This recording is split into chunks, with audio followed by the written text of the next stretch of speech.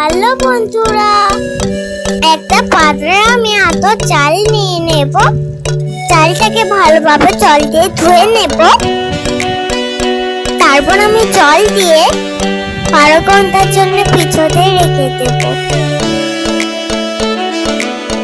চালগুলো ভিজে গেলে চালগুলোকে আমি মিক্সচারে গুঁড়ো করে নেব।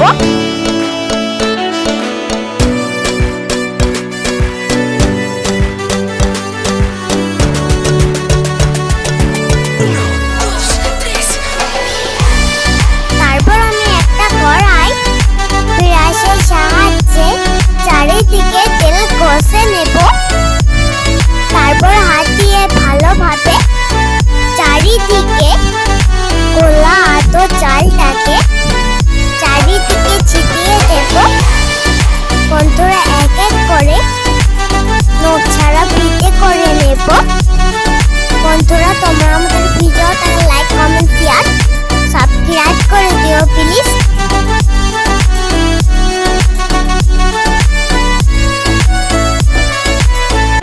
দেখতেই পাচ্ছ বন্ধুরা, কত সুন্দর হয়েছে। নখ ছাড়া পিঠেটা খেতে অসাধারণ হয়েছে।